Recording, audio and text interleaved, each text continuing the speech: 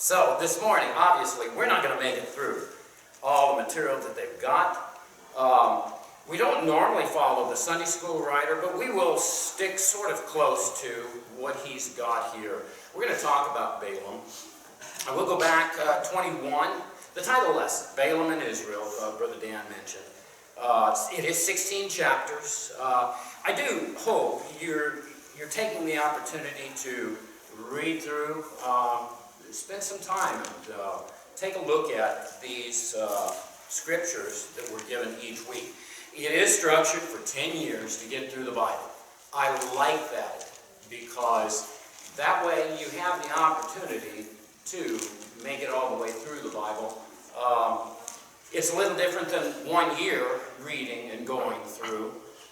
But clearly on Sundays like this, we're not going to near cut the material that they've got, 16 chapters. So the focus that the Sunday school writer has is Numbers 23, 5 through 9, 24, 16, 17, and then 31, 16.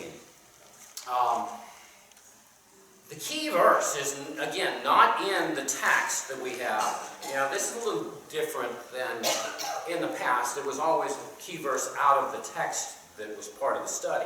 This is actually Revelation 2:14. Thou hast there them that hold the doctrine of Balaam, who taught Balak to cast a stumbling block before the children of Israel. And that's Revelation 2:14. That's the letter to the church of Pergamos. It's a warning. And that's part of the reason that I do want to follow this study this morning, is because this, the New Testament actually gives us applications for what occurs here in chapters 22 through 25. The Old Testament refers to it in several other passages along the way as warnings. And so I think it's important for us today, just like for Israel, that we're aware that there are false prophets out there. Now, as you read through this, is it distinct that Balaam is a false prophet? Well, we're going to take a look at some things, and I think in the end, well, honestly, as you read the New Testament scriptures, it's very clear he's a false prophet. But he was used of God. Now, lost people are used of God oftentimes. Sometimes they are stopped in their tracks from things that they would do to do something else according to the will of God for God's further purposes. And I think that is where Balaam falls as we look at this. The application the student will understand better some of the problems faced by people of God today. And then Brother Dan read Jude 11 through 13, which has a direct reference to Balaam and identifies him as being subject to eternal damnation. So if that's not an indication enough for you as to who he followed after, there's other scriptures that, as we get time, we'll take a look at. Picking it up, chapter 21, just quickly. Aaron died in chapter 20 and was buried. Remember, they rebelled against God. They were told that none would enter into the land of promise with the exception of Joshua and Caleb. We are coming to that 40th year, and we find that also Moses and Aaron rebelled against God. The two of them, we think of Moses striking the rock, but clearly from the text, Moses and Aaron were both in disobedience to God, and it cost both of them their inability to go into the promised land. I think it was God's plan that they would go in, but their rebellion, their in striking the rock, their disobedience, instead of speaking to the rock to cause the water to come out, caused them not to be able to go into the land. We pick it up in 21.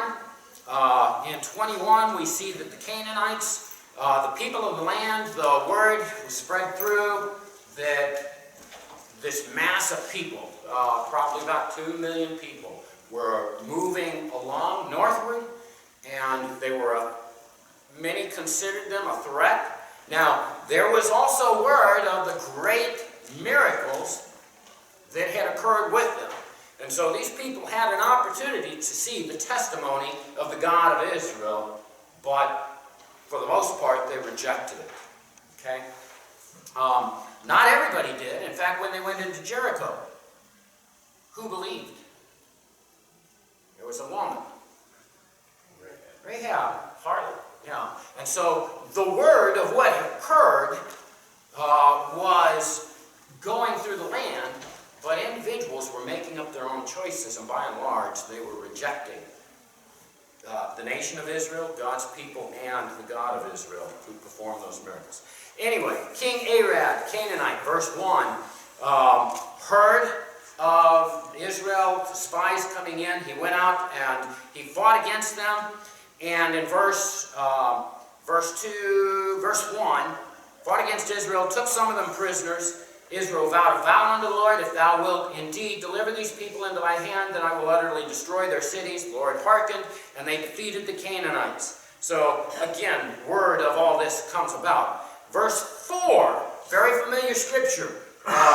John chapter 3 and verse 14 says what? And as Moses, so must. Okay, so, again, this is sort of a famous incident here where the people again rebelled. They rebelled against God. They rebelled against Moses and Aaron. They murmured against them. There's no bread to eat. You brought us out here from our well-being in Egypt. And so God sent to them serpents. With the biting of the serpents, the people died. And so God instructed Moses to make a fiery serpent, verse 8, set it on a pole. Everyone that looks on it that's been bitten shall live. And he did so. And we have not only the reference there in John 3:14, but we also have other references indicating Jesus Christ and the need that he be lifted up for all the world to see. Stop me at any time if you have questions or thoughts you want to throw in there. The verse 10, they pitched an Oboth. This is up against, or thereby, Moab. They wanted to go through Moab and were denied, and so they went around. In verse 21, they sent messengers unto Sihon, king of the Amorites, asking to pass through, saying, we won't turn into the fields, we won't eat the food, we won't take of the vineyards, we won't drink the waters of the well, we'll stay on the king's highway until we pass thy borders. Not only would Sihon not allow them, but he brought his armies out to fight against them. And what happened? Israel defeated their armies and took captive their cities. They smote him utterly. So we move on. Verse 31, Israel dwelt in the land of the Amorites. Moses sent to spy out Jazer and took villages thereof, drove out the Amorites that were there. And then they went up by Bashan. Og, the king of Bashan, went out against them to battle. The Lord said unto Moses, fear him not. I've delivered him into thy hand, and all his people, his land. Thou shalt do to him as thou didst unto Sihon, king of the Amorites, which dwelled in Heshbon. So they smote him, his sons, all the people, until there was none left alive, and they possessed his land. Now, all of this is occurring where? So we think of the land of Israel. East of Jordan. Yes, east of Jordan. So, as you look at Mediterranean, present-day Israel, and then the Jordan River, east of the Jordan, it's not identified as part of the land that was given unto the children of Israel. It definitely was part of their wandering. And later on we'll see that some of the tribes actually receive portions of that land in their journeys. But that's where they are at this time. And then we come to chapter 22. Verse 1. And so, how many of you moved into a house on a street and thought, what are my neighbors going to think of me? Or you've lived there for a while and neighbors moved in, and what kind of neighbors are we going to get? We had the neighbors to our left sell their house, and some others came in, and we wondered what kind of neighbors we would get. The house across the street is a rental home, and we've had lots of people come and go there. Some have been good, some have not been so good.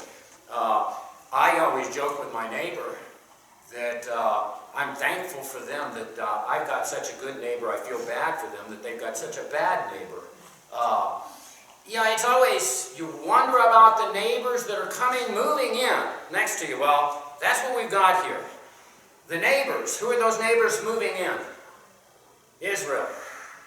Traveling. 2 million people. Now, 2 million people coming across. What's going to happen? I mean, it's not just the people, but they're bringing along with them their cattle, everything. You think this is not massive, what do I want to say, impact on the property there? You know, have you ever gotten upset because a neighbor didn't mow their grass or something? Okay, well, this is bigger than that, much bigger than that. So, verse 1, the children of Israel set forward, pitched in the plains of Moab on this side Jordan by Jericho. So, you think the Dead Sea's down here, and I'm trying to turn my brain around. Cindy always says it's turned around. But Jericho would be on this side, I think, from your direction, and over here is where they are. They're just above the Dead Sea, Jordan River, and the land of Moab over here. I think I pictured that correctly. Verse 2, Balak, the son of Zippor, saw all that Israel had done to the Amorites. Now, what had they done? They wiped them out. Strike a little bit of fear into him, right? Now, why did he wipe them out? Because he just didn't like them? Well, they actually came up against the children of Israel. And so Israel fought against them, defeated them soundly. Verse 3, Moab was sore afraid of the people because they were many. And again, 2 million people, probably of the nations that were in the land of Canaan and on the east side of the Jordan. That mass of people was probably larger than any of these clans. And I use the term clans. They were nations, but many of them were related. Not all of them, but many of them were related one to another. Descendants of Abraham, either by Esau or by Lot. But, you know, it's sort of like today. Many of them are related today, and they don't like each other. But what happens when Israel comes into the picture? They come together to go against God's people. And the same thing with God's people today. Those that deny God, deny Jesus Christ, will come together against God's people. No different then. Moab was sore afraid of the people because they were many. Moab was distressed because of the children of Israel. Verse 4, Moab said unto the elders of Midian. Now we're talking Moab, Midian. I mentioned clans. Again, they were related. Now where do we know Midian from? Yes. Moses married Zipporah, the daughter of Jethro, who was Midianite. Now, he says, Moab said unto the elders of Midian, Now shall this company lick up all that are round about us, as the ox licketh up the grass of the field. And Balak the son of Zippor was king of the Moabites at that time. He sent messengers, therefore, unto Balaam the son of Beor, to Pethor, which is by the river of the land of the children of his people, to call him, saying, Behold, there is a people come out from Egypt. Behold, they cover the face of the earth, and they abide over against me. Now, we'll pause there. It's not the end of the sentence. But we'll pause there. Who is Balaam? Well, identified as the son of Beor to a location. Pethor. Where's Pethor? Any ideas? Deuteronomy 23 and 4 indicates that it's Mesopotamia. the description here, which is by the river, the land of the children of his people, the river there is indicated as the river Euphrates. Now, if you go back to Noah, Abraham came out of Ur the Chaldees, and he traveled to where? And lodged. He went north. Haran. Okay? That land from there northward is Mesopotamia, what's considered Mesopotamia. It encompasses that area from just below the river Euphrates and above the Tigris. Now, what is that significant of to us? Well, he's not an Israelite. He came out of a land that Abraham was told to leave and go to build a nation. We see later on, Abraham had a son named Isaac who married, and he had a son named, actually two, Esau and Jacob, and Jacob went back to the land of his family to marry, and married whom? Leah, yes.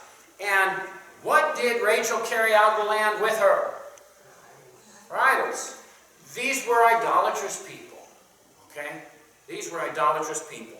Now that's the area that Balaam is from. Now that in itself doesn't tell us specifically that he was a false prophet. A lot of people, you'll see here, verse 9 says, "And God came unto Balaam and said, What men are these with thee? Balaam said unto God, Balak the son of Zippor, king of Moab, hath sent unto me, saying." And he goes on, and so he's having this conversation with God. Now, I believe this was a dream. I think God was speaking to him in this dream. It was at night. Is this an indication that Balaam is a man of God? No. Not necessarily. Not necessarily. Keep in mind that Pilate's wife had a dream, didn't she? Is there any indication she was a saved woman? Nope. Cain spoke with God. Was there any indication that Cain was a saved man? Nebuchadnezzar had a dream from God. Was there any indication? Later on, we're going to see a donkey talk, speak the words of God. Is there any indication that that donkey was... I just want to make sure we understand. There are a lot of people that look at this and they think of Balaam as being a man of God who had rebelled. Jonah, I think, is an example of a man of God. God chose him to take the gospel message to a nation, Nineveh, and he was rebellious in it, didn't want to, but eventually he obeyed God and he spoke the gospel message to that people, and they repented. I don't think Balaam is in the same category as Jonah. All right, so also, as we get over in Jude 4, 10 and 11, 2 Peter 2, 1, 2, and 15, Revelation 2:14 was written to the church of Pergamos, and even in other Old Testament scriptures, Numbers 31 and 8. The indication is that Balaam was not a follower of God. God still impacts people that reject him and will bring about what he wants done according to his purposes. And I think that's what's going on here. We may look at it some more as we go through. So, Balaam the son of Peor to Pethor, this is verse 5, which is by the river, the land of children of his people, to call him, saying, Behold, there is a people come out from Egypt. Behold, they cover the face of the earth. They abode over against me.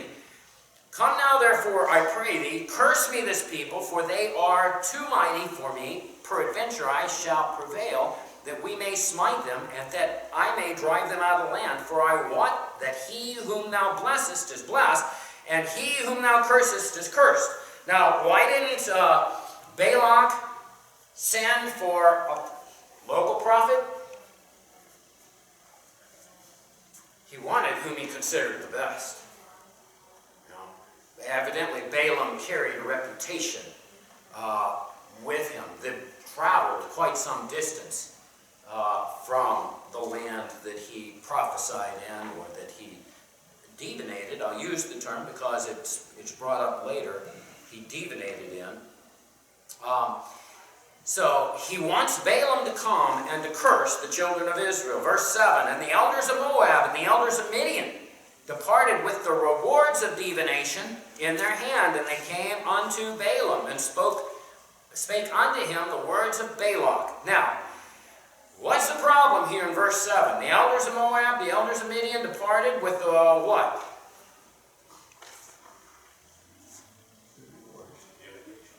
Now, what's the problem with that?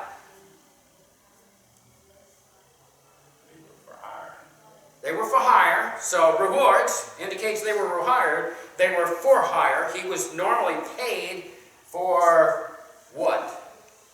What's that mean, divination? To be a soothsayer. Yes, to be a soothsayer. Cursing. Blessing. Now, the children of Israel, what are they told about divination? That's exactly right. Deuteronomy 18, 10 through 14 is a warning to avoid divination. Now, does it occur today? Oh yeah. Oh yeah. You know, many different forms. Yeah, to a large extent, reading horoscopes is what? A type of divination. There's a lot of other things that fall into that category. Ouija boards. You know, there are things that, oh, that sounds like a lot of fun. Avoid them. Avoid them. Their origins, their history have very bad histories to them. Children of Israel were warned about divination. He sends for Balaam, and with him rewards for the divination. He was a prophet for hire. They came to Balaam and spake unto him the words of Balak. Verse 8, and he said unto them, lodge here this night, and I will bring you word again, as the Lord shall speak unto me. And the princess of Moab abode with Balaam. And God came unto Balaam and said, what men are these with thee? Now, this doesn't say that Balaam went to God. It says that God came unto Balaam. Now, maybe Balaam went to God, but is it necessary that Balaam went to God for God to come? No. God knows what's going on at all times, in all places. You know, again, we're told that often, but I think we dismiss it in our minds. God is always aware of what we're doing, what we're involved in. And we may sear our conscience over, and we may try to say, well, this doesn't impact others, but he's always aware. God came and asked, what men are these with thee? Now, do you think God knew who these men were? Yeah, absolutely. Why did he ask the question then?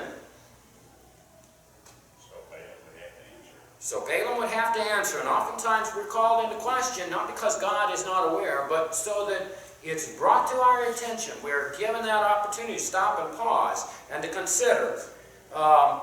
Verse 10, Balaam said unto God, Balak, the son of Zippor, king of Moab, hath sent unto me, saying, behold, there is a people come out of Egypt. Now, why did he say there's a people come out of Egypt? Why didn't he say this nation of Israel?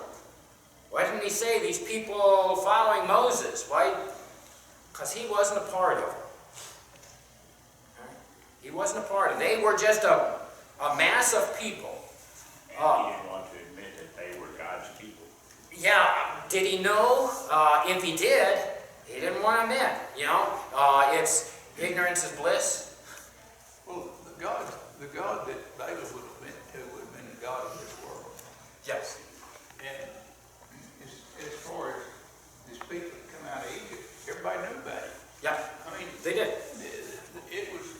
It was such a mass exodus that the known world knew about it. Yeah. Yeah. Yeah, that's exactly right. The word had traveled. So, and again, I think later on, as we see sacrifice offered, yeah, again, I think as you look at it, he wasn't offering sacrifice to the God. He was offering sacrifice on altars that were built unto what God? Baal. Now, God responded, but it wasn't because of Balaam's approach. It was God responding. All right. So, verse 10, Balaam said unto God, Balak, the son of Zippor, king of Moab, hath sent unto me, saying, Behold, there is a people come out of Egypt, covereth the face of the earth. Come now, curse me them, peradventure I shall be able to overcome them and drive them out. Verse 12, And God said unto Balaam, Thou shalt not go with them. Thou shalt not curse the people, for they are blessed. What did God tell him?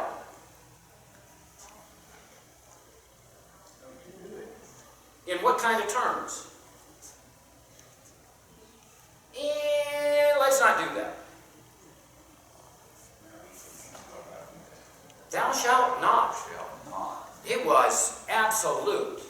It was absolute. There was no question about it. And yet, God instructs us also, doesn't he? Now, God gives us choices.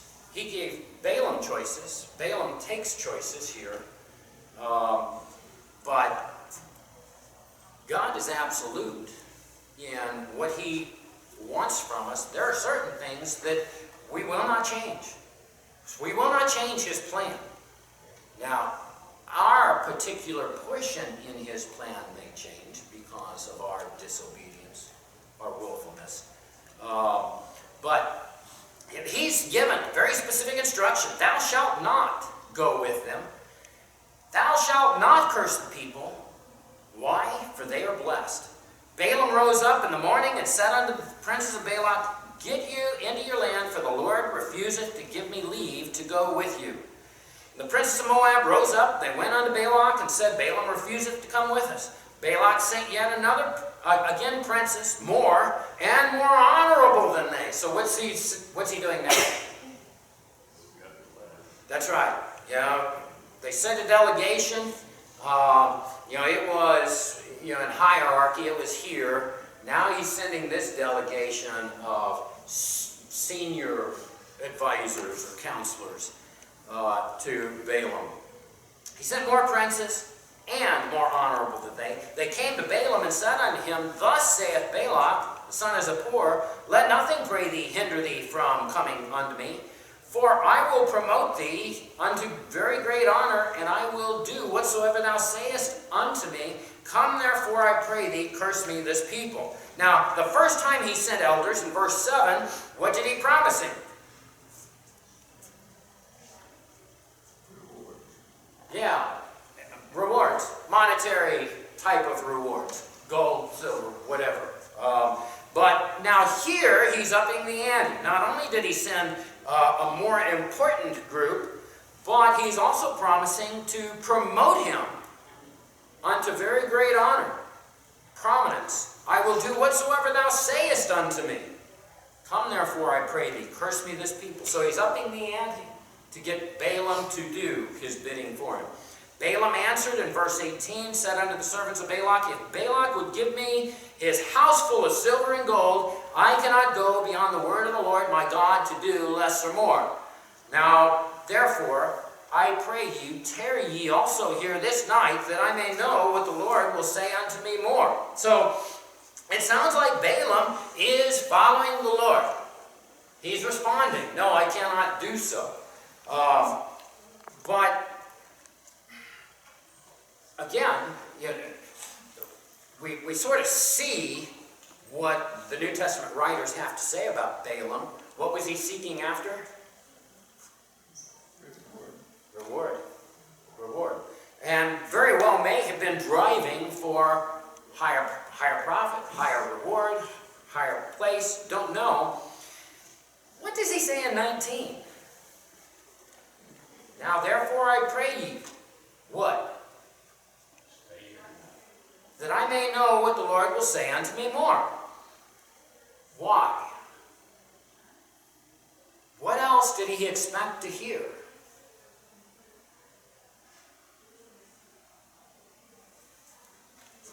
Did he think God was going to change his mind?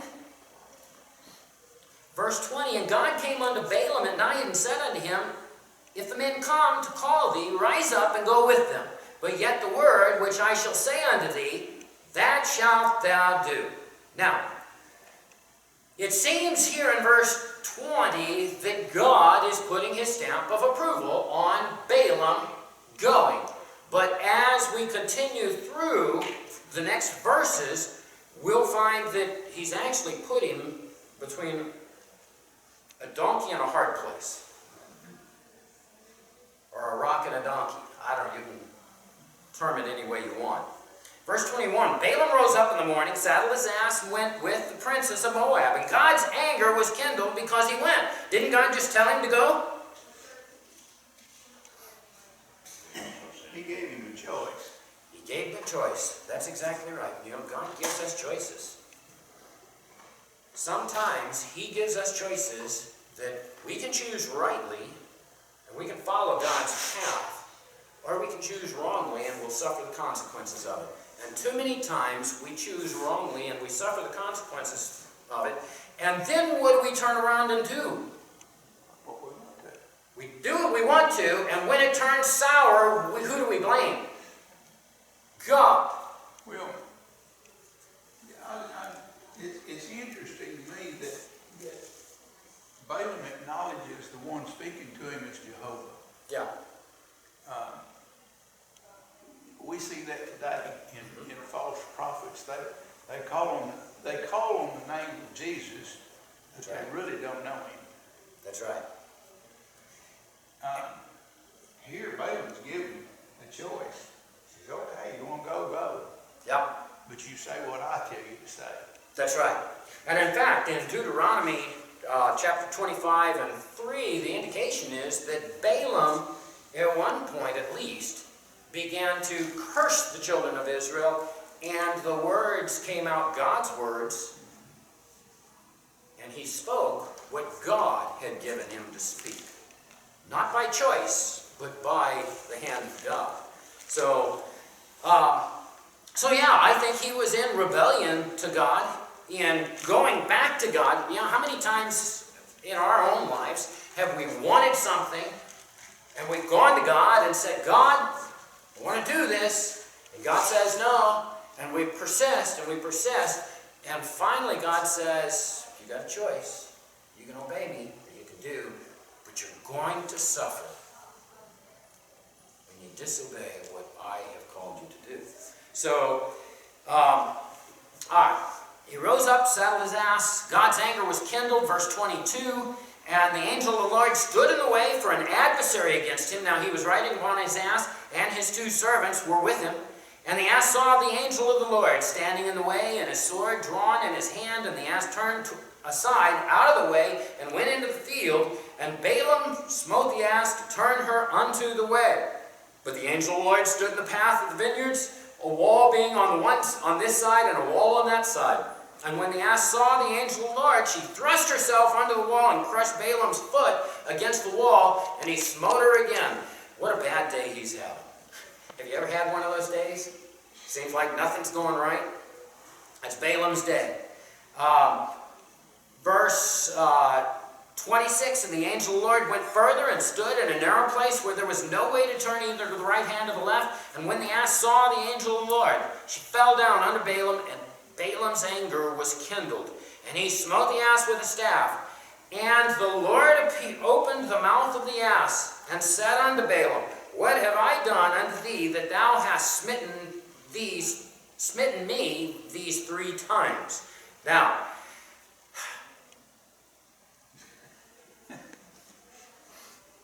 how many of you have been in this situation? You know, you've been, you know, and maybe your dog or your cat has talked to you. Would this not be a wake-up call for somebody? Seemingly here, this didn't faze Balaam. He called back. Yeah, and Balaam said unto the ass, because thou hast mocked me. I would be scratching my head and thinking I'm probably going crazy. Did I really hear what I thought I just heard? But he talks back to the donkey. Because thou hast mocked me, I would there were a sword in mine hand, for now would I kill thee. Are you kidding? He's going to kill a talking donkey. You know, had he known, he could have made movies out of it, right? TV shows and made money. He's so mad that he's beside himself. That's exactly right. Yeah. Verse 29, Balaam said unto the ass, because thou hast mocked me, I would there were a sword in my hand, for now I would kill thee. The ass said unto Balaam, am not I thine ass, upon which thou hast ridden ever since I was thine unto this day? Was I ever wont to do so unto thee? And he said, nay. What's the donkey asking? What's he saying? What's the point he's making? Not only that, but for how long? Yeah, evidently they had been partners for quite some time. And the donkey says, have I ever done this before? Think about it. Has anybody said that to you? Think about it. Have I ever done that to you? What do you think my motives are? Yeah, there have been times when I've had to pause and think about, well, why would they do that? They've never done that to me before. Yeah, and it's in my mind that I've thought certain things, but really without thinking through. Balaam's response, no, never had. Verse 31, then the Lord opened the eyes of Balaam, and he saw the angel of the Lord standing in the way, and a sword drawn in his hand, and he bowed down his head and fell flat on his face. Now, who is this angel of the Lord?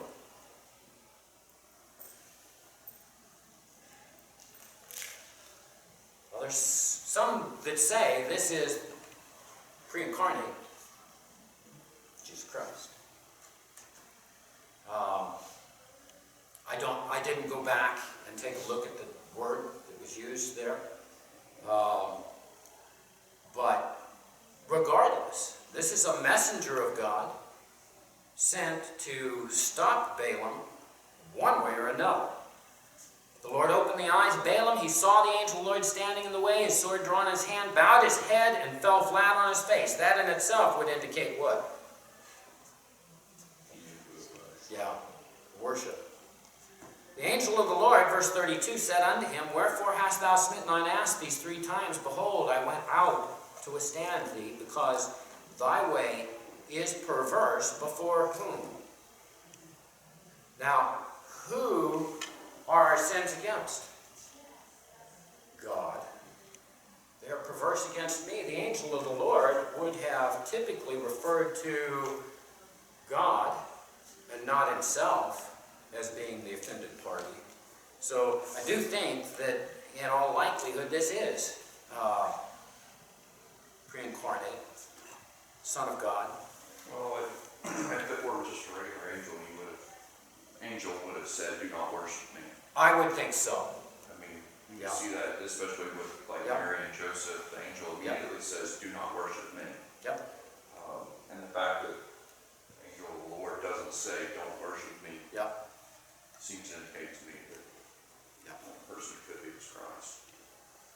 So he goes on, the angel saw me and turned from me these 3 times. Unless she had turned from me, surely now also I had slain thee and saved her alive.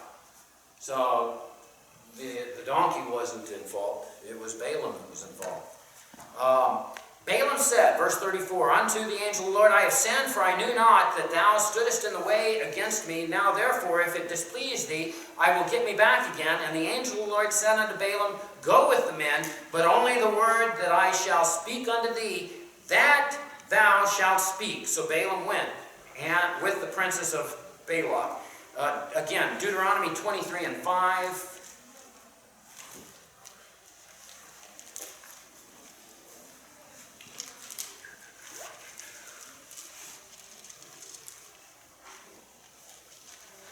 20 through 5 says, Nevertheless, the Lord thy God would not hearken unto Balaam, but the Lord thy God turned the curse into a blessing unto thee, because the Lord thy God loved thee. This is a retelling of what occurred here to the children of Israel. So again, indicating that, and this may have been, as Balaam spoke, God gave him the words to say, even though Balaam would have stated other words as a response. All right, any questions? 6 minutes. Verse 36, Balak heard that Balaam was come. He went out to meet him. He was aggravated with him. Why didn't you come the first time? Verse 37. I wanted to promote you to honor. I wanted to give you a reward. Balaam, in 38 says, the word that God put in my mouth, that shall I speak. Balaam went with Balak. They came unto Kirjath Huzoth, and Balak offered oxen and sheep, and sent to Balaam and to the princes that were with him. And it came to pass on the morrow that Balak took Balaam and brought him up into the high places of Baal, that thence he might see the uttermost part of the people. So, there's several things going on here. Who's Baal? False gods, yes. He took him up to see the people, that he might see the uttermost part of the people. He goes on in chapter 23. Balaam said unto Balak, Build me here 7 altars. Now where again is this? Where were they? The high places of Baal. He's having Balak build these altars. Prepare me here 7 oxen, 7 rams. Balak did as Balaam had spoken. Balak and Balaam offered on every altar a bullock and a ram. Balaam said unto Balak, Stand by thy burnt offering, and I will go. Peradventure the Lord will come to meet me. Whatsoever he showeth me, I will tell thee. And he went into an high place. Now, God, in establishing the law with Israel, told them who will do the sacrifices. Who perform them? The priest. It was taken from the people. He didn't want them offering sacrifices to false gods. Was that the same with the people of the nations around about? No. No. Again, I think these were altars built unto false gods. They were not offerings of sacrifice according to God's terms, but they were basically what Balaam and Balak knew in their false worship, their false religions. Now, did the Lord respond? Yes, because there was business to be done. God had things that had to be done. God met Balaam, verse 4, said unto him, I have prepared 7 altars, and I have offered upon every altar a bullock and a ram. The Lord put a word in Balaam's mouth and said, Return unto Balak, and thus shalt thou speak. And he returned unto him, stood by his burnt sacrifice, he and all the princes of Moab, and he took up his parable, and said, Balak the king of Moab hath brought me from Aram out of the mountains of the east, saying, Come, curse me, Jacob, and come defy Israel. Now, what he says then, and we're running out of time, so I'll try to summarize it. What does he do? Does he curse Israel? No. He blesses Israel. Who does he curse? Balak and the people of the land, the Moabites. And those. So it's the opposite. What do you think Balak's reaction is?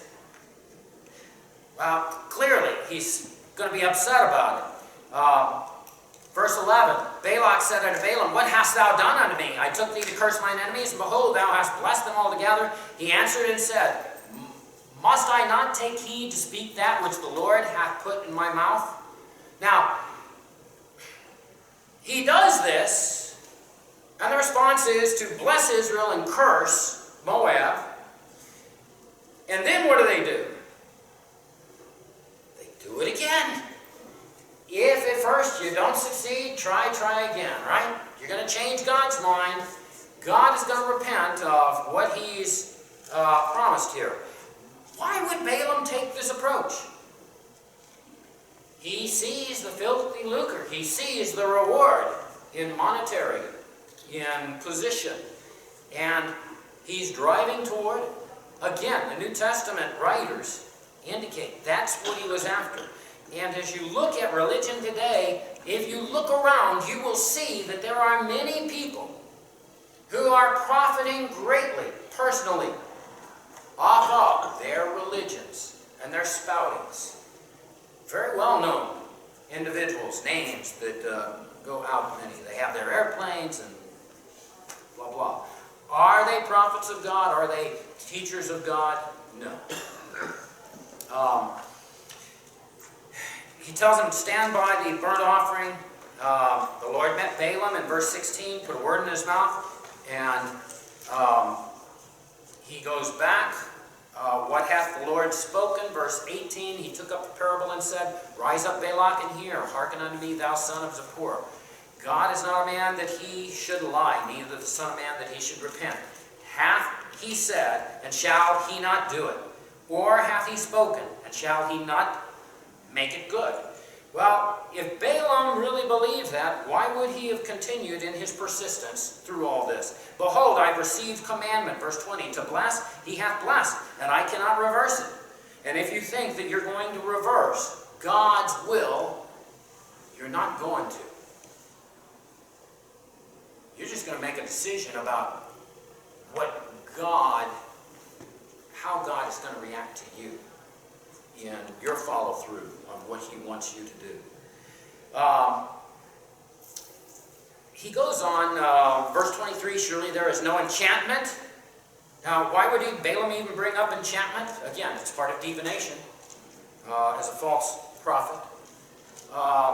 There is no enchantment against Jacob, neither is there any divination against Israel. According to this time it shall be said of Jacob and of Israel, who hath God wrought? Behold, the people shall rise up, a great lion, lift up himself as a young lion. He shall not lie down until he eat of the prey and drink the blood of the slain. He goes on, in chapter 24, Balaam foretells the happiness of Israel. In the end, he gives this prophecy, Israel blessed, and the nations round about, including Moab and Midian, are not, they're cursed.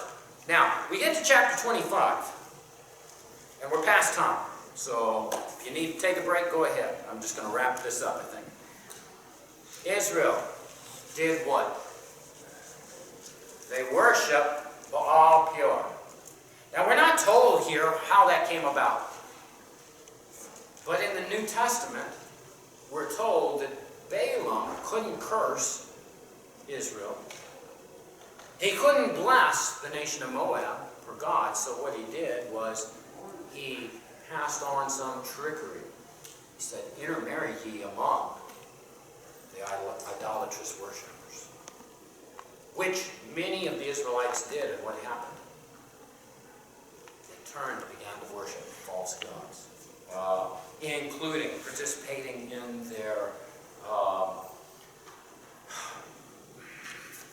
trying to describe it in a way that's not just outright offensive, but perversions. And many of the Israelite men took of them women of the Moabites and the Midianites,